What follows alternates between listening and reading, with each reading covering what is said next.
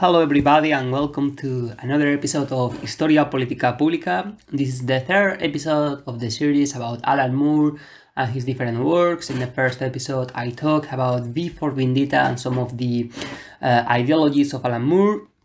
Second one I start with Watchmen, and I have been thinking a lot about this masterpiece. It's one of my favorite texts that I ever read, obviously my favorite graphic novel. As I mentioned, it was categorized among the 100 best English written documents in the list of Time. It was the only graphic novel to be included there. I think there are a lot of things to talk about that, and I have been thinking that in this third episode and the subsequent, I will talk about Watchmen. And unfortunately I will have to do some spoilers because I would like to analyze the political ideas behind some of the most important characters, although some metaphors and analogies that Alan Moore puts along the story. Obviously there are many things that I have not analyzed in the next videos because the graphic novel is huge and there are many things that need to be delved into it more deep. So I really encourage you to read the graphic novel. The movie is also great.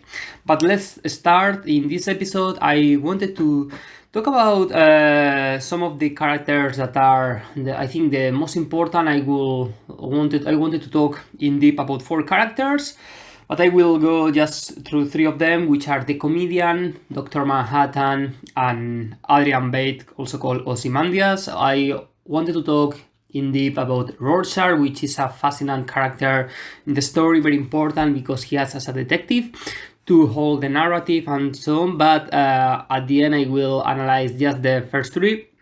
I also wanted to talk about some similarities with Back to the Future and Watchmen. This will be at the end, I think. So let's start with Watchmen. Remember, this is a spoilers video, so if you have not read the graphic novel, please go read them or at least watch the movie and after came here to listen what I have to say. Let me know if you agree, disagree with me, if I am missing something, if I can say other things that have not been explored, and so on. So, in the first page of Watchmen, the comedian is murdered. And we see here the first metaphor exposed by Alan Moore, the first of hundreds of metaphors that appear in the graphic novel. We see a small gadget of the comedian that is lying in the street, with blood on it. This small gadget is a smiley face, which represents the symbol of the comedian. The smiley face has the yellow and black colors, and you see the red of the blood. So this is important, yellow, black, and the red. This is a clear reference to the Doomsday Clock and the colors of Watchmen. The colors of Watchmen are black and yellow, and in the clock that we see all the time, we see blood covering the clock. And the clock is surrounded by those colors. So we see always yellow, red, and black. The Doomsday Clock this is a reference to the idea of the minutes to midnight. The colors of Watchmen are black and yellow, as I mentioned, and same as the clock, which appears in every episode and is gradually being covered by blood. This kind of symmetry will involve all the masterpiece of Watchmen. There are many pages where we see a person reading a comic while the seller is talking to him about the world state affairs, the threat of a third world war, and many more things. Those parts show the importance of the stories, both to evade you from the war, but also as a mechanism to understand it. The comic within Watchmen presents an analogy with the degradation of the United States up to 1985. But initially, the reader is not aware of that. The reader may think that the person who is reading the comic, which is a story of pirates, it doesn't seem related with the story of Watchmen, but as we go along the narrative, we will see that there are many parallelisms between the story that the guy is reading the comic and the comic that we as readers are reading at the same time. By the way, obviously, as I mentioned, the reader is everybody. We, the person reading the comic, and all the people who try to understand the world through fiction. As Alan Moore does in Promethea, he emphasized the importance of the stories for our development as humans. Even though we don't realize this sometimes, as it happens to be the case with the reader with the comics. The story about pirates going to an island, the main character kill people, and also is traveling on a ship made of blood and bones. Literally, he constructs a kind of small boat with the dead corpses of victims. This can be interpreted as the United States invasion in Vietnam, one of the watershed moments for both countries, not just in real life, but also in Watchmen. For Alan Moore, there is no distinction between both. Or, as the Aitsean in The War of the World is Forest in Ursula K. Le Guin book, when he mentions that the dreams are part of the daily life, same as when we are waking up. So it doesn't make a distinction between dream life and wake life. So the idea of the minutes to midnight, as I mentioned in the first episode, is this doomsday clock in which when the scientists say, okay, there is 1 minute to midnight, it is because the world is on the verge of collapse, there is 30 seconds to midnight, and so on. Obviously, the clock of Watchmen ticking to the 12, in the 12th episode, which is the last one, we will see how there are 0 seconds to midnight, and this means that something terrible is going to happen. Before going through the narrative again and going back to the theme of Vietnam, I wanted to talk about a bit the similarities between Back to the Future and Watchmen. This struck me because on December of 2022, I went in London to see the theater of Back to the Future, and seeing all the time the clock, the ticking, the time and everything, I just realized that Back to the Future is based in 1985 in Hill Valley in California, and obviously after Marty McFly and Dr. Emmett Brown went go to the past. Well, just Marty McFly goes to the past. But it's interesting how 1985 is the year in which Back to the Future is based, and also Watchmen is based. And I was researching a bit, and yes, Back to the Future was released on the 4th of December of 1985, whereas Watchmen was initially released in 1985, but it appeared subsequently between 1986 and 1987 in different editions, like a whole comic. So I think in 1985 it appears a part of it. But I was watching in the theater the story of Back to the Future, and even though I have watched the movie many times, I never realized the parallelism between both, because in both of them there is the importance of the clock tower, which is smashed by a thunderbolt in 1955, and henceforth the clock stays stopped for the rest of the time. And also how in obviously Watchmen the clock is ticking all the time, so we see a clock which is stop, but at the same time in that Back to the Future they are able to go back to the past, whereas in Watchmen it is also possible, but just through the eyes of a Dr. Manhattan, that I will develop that further. But I think it's interesting. I was thinking that maybe one had some influence in other, but because both of them were released basically at the same time, it seems interesting how they choose precisely 1985 to portray this kind of stories. Obviously, I was telling in the other episode how 1984 as a kind of dystopian future could have had some influence in Watchmen, same as in V for Vendetta or The Handmaid's Tales and many others. Stories which were released in those years. But going back to Watchmen and to Vietnam, it is there in the Asian country where the comedian, one of the Watchmen, shows his more abject personality. During the 1960s, the new generation of Watchmen have a role in the Vietnam War, especially Dr. Manhattan, who is fundamental to conquer Vietnam, which became a new state part of the United States. Vietnam becomes the 51st state of the country, and obviously this will have huge consequences for the development of that reality. So let's talk about the comedian. This person who dies in the first page in 1985, as I mentioned earlier, and whose story it is told in the graveyard through the thoughts of all the Watchmen who saw part of their lives with him when they are paying respect to him, represents the most perverse, ultranationalist, violent, misogynist, racist, and xenophobic of a human being. That all these negative qualities are ingrained within the comedian, which is this kind of strong guy, very patriotic, American lover, and so on. So the comedian is a fascist element in the story. And during the narrative, he kills a pregnant woman in Vietnam at point blank with a gun. And also he massacres civilians during a protest in the United States. And we are told, he admits that he committed incredible crimes in Vietnam. One of the phrases of the comedian, I think, represents himself very much, but also the society in which he's living at that time.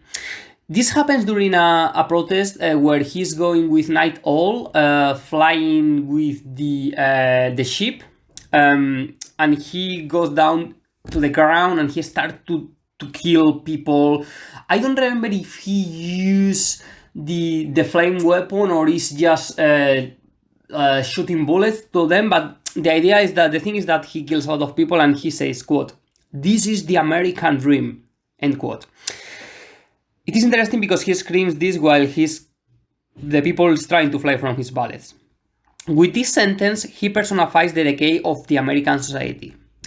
Too complacent during the second half of the 20th century after the Second World War, and only waking up when they realize how mischievous are some of the Watchmen, those people who supposedly were created to protect them.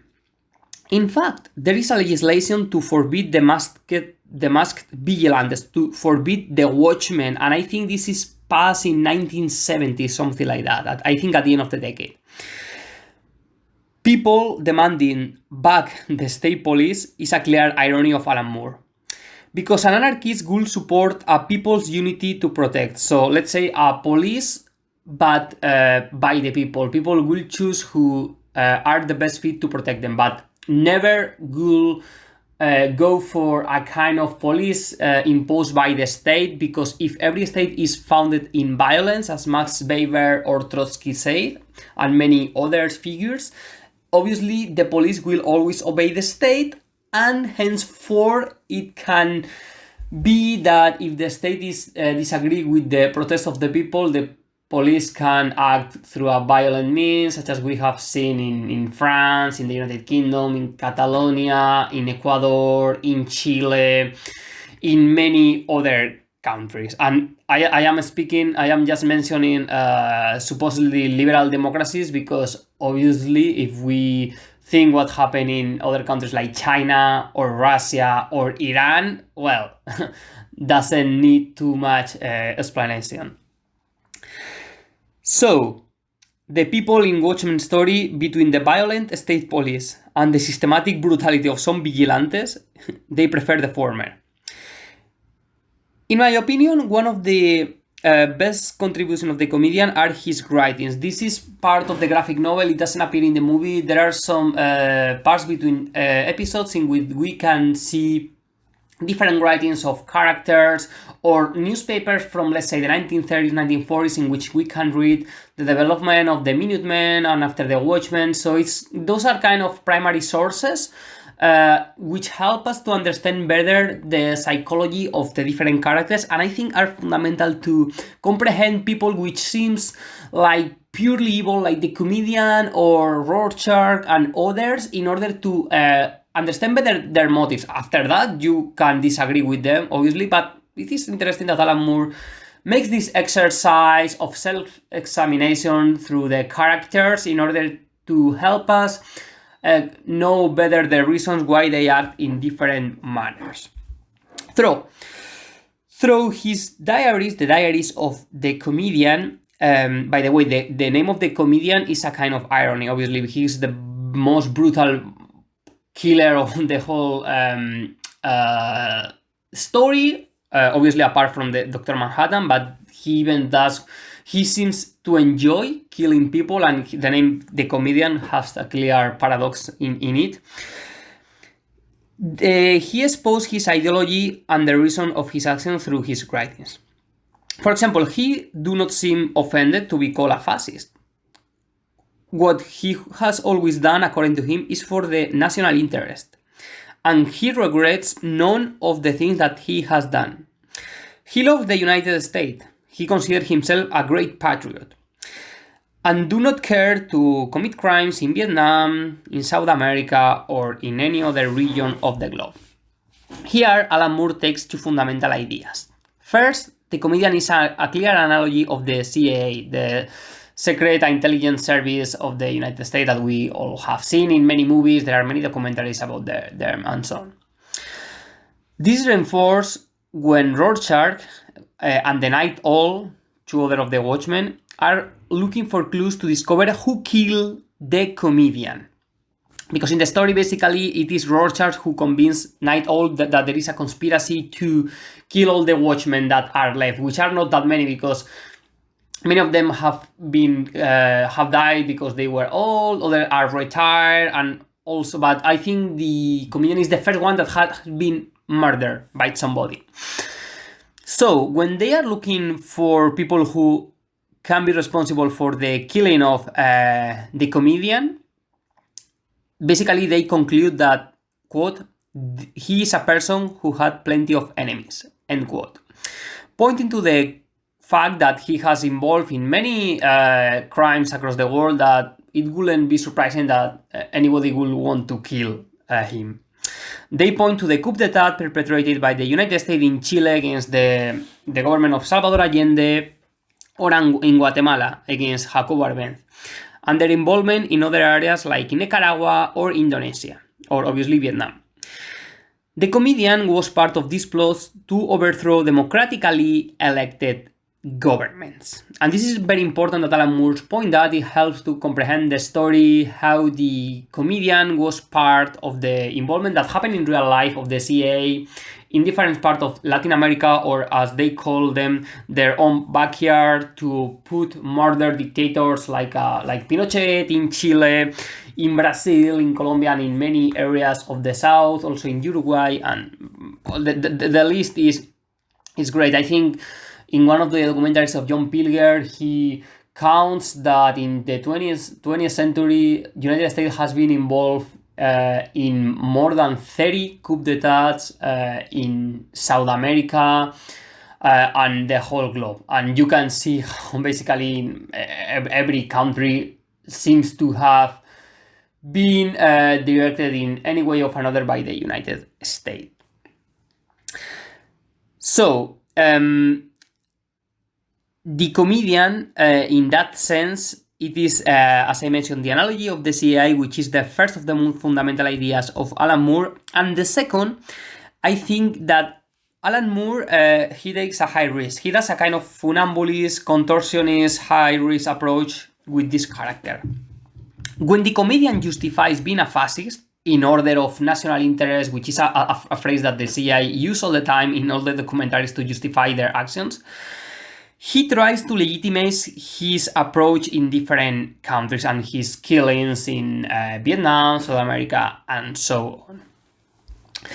Considering that Alan Moore is an anarchist, which is basically being on the other side of the political spectrum to being a fascist, he shows to be an incredibly bold writer with enough political and historical knowledge to be able to explain the meaning of being a fascist. And he doesn't accuse the comedian to being a fascist in a kind of the evil way that, oh, you are a fascist, like a kind of insult. No, he tries to rationalize his intentions. And as I repeat again, the comedian say, listen, I don't mind to being called a fascist, I don't care. I just love my country and I will do everything I want to protect their interests. This is very, very good, very well written, and it reminds me to the movie The Battle of Algiers.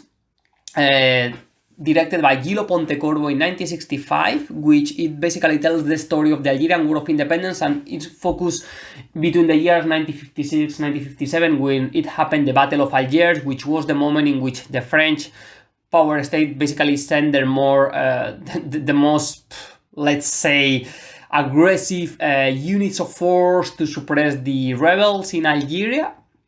And there is a speech of a person who represents the General Massoud, who was a person who in real life, and also in the movie he tells that, fought in the Second World War. Basically he gives a speech which is very interesting, about 2-3 minutes long. He says something like, okay, you know, we people are calling us fascist, even though we defeat fascism in the Second World War.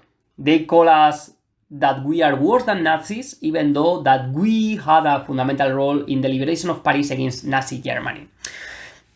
So he continues, like, people like Sartre, the existentialist left-wing, one of the most influential intellectuals of the French in the second, well, I would say in the whole 20th century, he says that these people are the main, are the ones to blame, because he says, like, okay, we are the guys who came here to another country, we risk our life, you know, to save our state France. So yeah, we commit crimes, we commit tortures, we have killed Algerians, yes, we have committed violence, but we do for the good of our state, and if we don't do that, nobody will, and what will happen? So we are the most patriots here. This speech, it clearly aligned with the ideas of the comedian. And I think it's very important to understand some of the kind of rationality behind those kind of ultra-nationalist actions. And I really like the Battle of Algiers and the graphic novel of Watchmen because they go into the psychology of these people. If Alan Moore is whereas Alan Moore is an anarchist, Gillo Pontecorvo, which is the director of the Battle of Algiers, he's a communist. So it's incredibly interesting to see how those people have portrayed the fascist ideas through their stories. And just to finish this episode, I will say that creating the most miserable character and rationalizing his action, it is obviously risk, as I mentioned, but highly welcome when it is due with a deep insight and methodology as the writer Alan Moore exposes. In the next episode, I will start with Dr. Manhattan. I will go also further with my favorite character, which is Adrian Bate, Ozymandias, and keep talking about the Watchmen.